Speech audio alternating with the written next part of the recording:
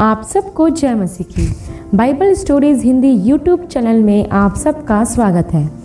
आज मैं आपके लिए अय्यूब की कहानी का संक्षिप्त विवरण लेकर आई हूँ। इससे पहले कि हम आगे बढ़े, आप हमारे चैनल को सब्सक्राइब, वीडियो को लाइक और शेयर करना ना भूलिए। तो आइए प्रियो, हम आगे बढ़ते हैं। बाइबल ऐसा बताती है कि ऊज देश में अय्यूब नामक एक व्यक्ति रहता था। वह परमेश्वर का भय मानने वाला और बुराइयों से दूर रहने वाला और खराई से चलने वाला व्यक्ति था। बाइबल दर्शाती है कि अय्यूब के 7 बेटे और 3 बेटियां थीं। अय्यूब बहुत ही धनी व्यक्ति था। उसके पास हजारों भेड़ बकरियां, हजारों ऊंट, गाय, बैल तथा बहुत से दास दासियां भी थे।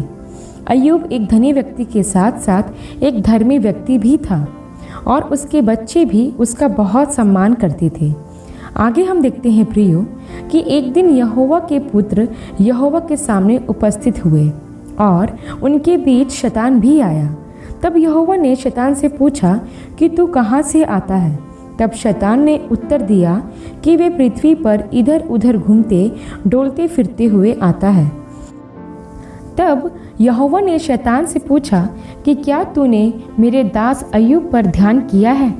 क्योंकि उसके तुल्य खरा, सीधा और मेरा भय मानने वाला मनुष्य और कोई नहीं है। तब शैतान ने यहोवा से कहा कि क्या अय्यूब बिना किसी लाभ के परमेश्वर का भय मानता है? क्या यहोवा तूने उसके या उसके संपत्ति के चारों ओर बाड़ा नहीं बांधा? तूने तो उसके हर काम पर आशीष दी है। ध्यान दे भाइयों बहनों कि परमेश्वर हमारे चारों ओर अपनी सुरक्षा को बनाए रखता है। शैतान हमारा बाल भी बांका नहीं कर सकता है। जब हम परमेश्वर का भय मानते और बुराइयों से दूर रहते हैं तो परमेश्वर हर एक उत्तम आशीष हमें प्रदान करता है। लेकिन शैतान को यह पसंद नहीं आता। जैसे हम यहाँ देखते हैं कि परमेश्वर ने अय्यूब को हर एक उत्तम आशीष दी थी, लेकिन शैतान ने परमेश्वर से ही सवाल किया कि अय्यूब बिना लाभ के तेरा भय नहीं मानता।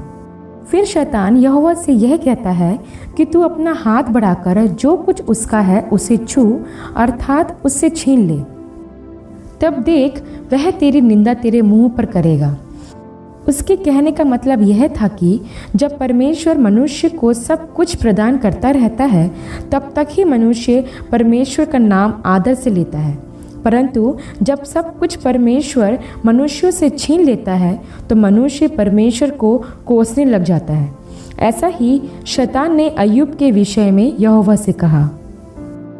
तब यहोवा ने शैतान से कहा कि सुन, जो कुछ अय्यूब का है जा, वह सब मैं तेरे हाथ में करता हूँ, परंतु केवल उसके शरीर पर हाथ ना लगाना। तब शैतान वहाँ से चला गया। तब आगे हम देखते हैं प्रियो कि शैतान के द्वारा अय्यूब पर बहुत सी विपत्तियां डाली गई, अर्थात उसके पशुओं में बैल और गदहियों को शेबा के लोग ले गए और भेड़ बकरियों को आकाश की आग ने भस्म कर दिया और उसके ऊँटों को कसदी लोग ले गए और उसके सारे सेवकों को तलवार से मार डाला गया और एक बड़ी प्रचंड वायु से उसके बच्चे जिस घर में थे वो घर गिर पड़ा और उसके बच्चे मर गए और उसका सब कुछ अर्थात बेटे बेटियां, धन संपत्ति नाश हो गए। तब अय्यूब सिर मुड़ाकर भूमि पर गिरा और दंडवत करके कहने लगा कि मैं तो अपने माँ के पेट से नंगा निकला और नंगा ही लौट जाऊंगा। यहोवा ने दिया था और यहोवा ने ही ले लिया, उसका नाम सदा धन्य हो। यहाँ पर हम एक बात को देखते हैं प्रियो कि इतनी विपत्तियों के बाद भी अय्यूब ने परमेश्वर से कुछ भी शिकायत नहीं की, बल्कि उसके नाम को धन्य ही कहता रहा। तब आगे हम देखते हैं प्रियो, फिर से यहोवा के सामने शैतान उपस्थित हुआ तथा फिर यहोवा ने पूछा कि तू कहाँ से आता है? फिर से शैतान ने उत्तर दिया कि वे पृथ्वी पर इधर उधर घूमते डोलते फिरते आता है। तब यहोवा ने फिर से शैतान से कहा कि तूने मेरे दास अय्यूब को अब भी देखा कि तूने मुझे उसका सब कुछ सत्यानाश करने को उभारा, तब भी वह अब तक अपनी खराई तथा धार्मिकता में स्थिर बना रहा। तब शैतान ने यहोवा से कहा कि मनुष्य अपने प्राण के बदले अपना सब कुछ दे देता है, इसलिए केवल अपना हाथ बढ़ाकर उसके मांस और हड्डियों को छू, तब वह तेरे मुंह में निंदा करेगा। तब फिर से यहोवा ने कहा कि उसका शरीर मैं तेरे हाथ में देता हूँ, परंतु उसके प्राण को कोई हानि न देना।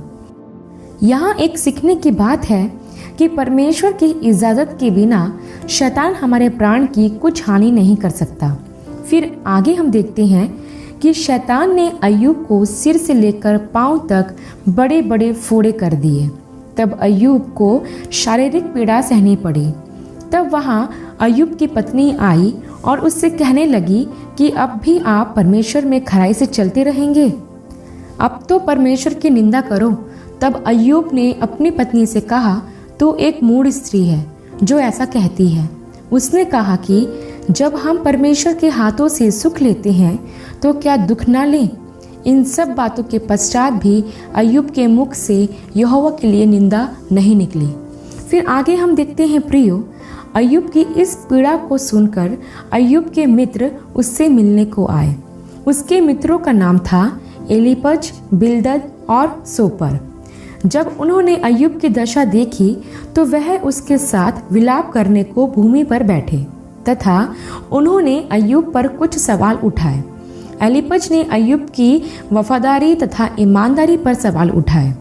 उसने कहा कि मनुष्य परमेश्वर के किसी काम का नहीं।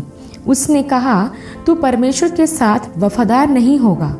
उसने अय्यूब की ईमानदारी में संदेह किया, इसलिए तेरे साथ ऐसा हुआ। फिर अय्यूब का दूसरा मित्र बिल्दद ने अय्यूब से कहा कि अय्यूब ने जरूर कोई पाप किया होगा जिसकी वह सजा भुगत रहा है, क्योंकि मेरे भाई और बहनों, आज भी ऐसा ही होता है।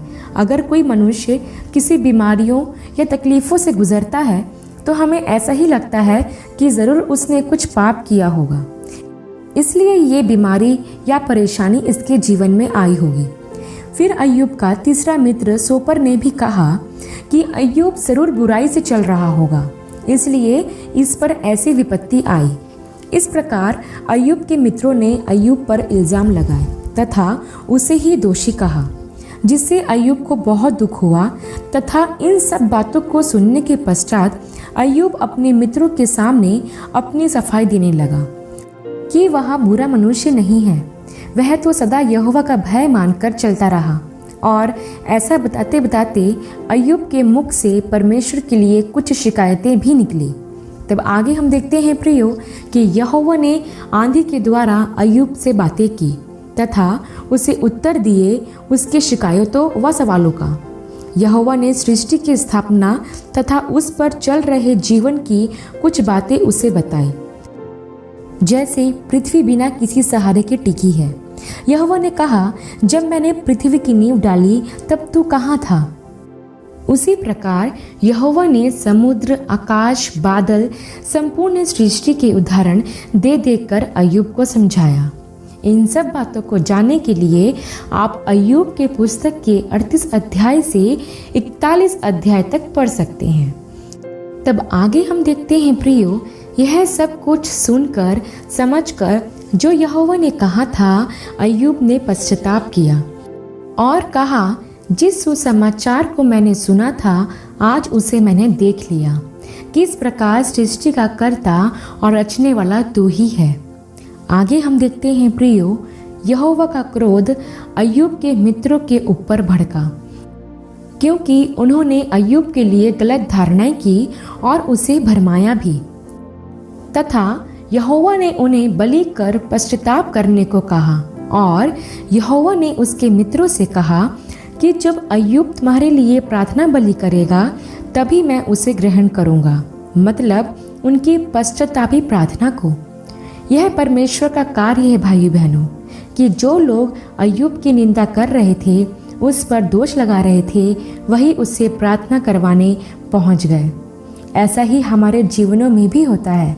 जो लोग हमारी निंदा करते हैं, हमें बुरा भला कहते हैं, हमें अपमानित करते हैं, हम पर दोष लगाते हैं, यदि हम अपने कामों में निष्कलंक हैं और परमेश्वर के विरुद्ध कुछ गलत नहीं करते हैं, तो परमेश्वर ऐसे लोगों को हमारे सामने लेकर आता है, अर्थात ऐसे लोगों को निंदित करता है और उन्हें स्वयं अपने किए पर पछतावा होता है। प्रियो, हमारा परमेश्वर धर्मियों की प्रार्थना को सुनता है। यह बात जैसे अय्यूब के मित्रों पर प्रकट हुई, वैसे ही हम भी अगर परमेश्वर के मार्गों पर बने रहें और अपने जीवन से अगर प्रभु को दुख ना दें, तो हमारा प्रभु हमारी धार्मिकता को लोगों पर प्रकट करता है। तब आगे हम देखते हैं, अय्यूब ने एक वेदी बनाकर अपने मित्रों के लिए और अपनी चंगाई के लिए परमेश्वर से प्रार्थना की। और उसके बाद हम देखते हैं प्रियो, कि जो कुछ अय्यूब का विपत्तियों में खो गया था, परमेश्वर ने उसका 2 गुना भाग उसे लौटा दिया। और उसका जो कुछ था, धन संपत्ति, बच्चे, परमेश्वर की ओर से मिले, जो कि बहुत ही सुंदर थे। यह आशीष परमेश्वर की ओर से अय्यूब को मिली, क्योंकि अय्यूब की जो परीक्षा हुई उसमें वो खरा निकला। बाइबल कहती है प्रियो, याकूब की पत्री 1 अध्याय 12 वचन में, कि धन्य है वह मनुष्य जो परीक्षा में स्थिर रहता है, क्योंकि वह खरा निकलकर जीवन का वह मुकुट पाएगा जिसकी प्रतिज्ञा प्रभु ने अपने प्रेम करने वालों को दी है। जब हम भी अपने जीवन में परीक्षाओं में स्थिर रहते हैं, तो भले ही हमारा सब कुछ हमसे क्यों ना छीन गया हो, परमेश्वर उसका कई गुना हमको वापस लौटा देता है। इसलिए हमें अय्यूब के जैसे धैर्य से काम लेने की आवश्यकता है।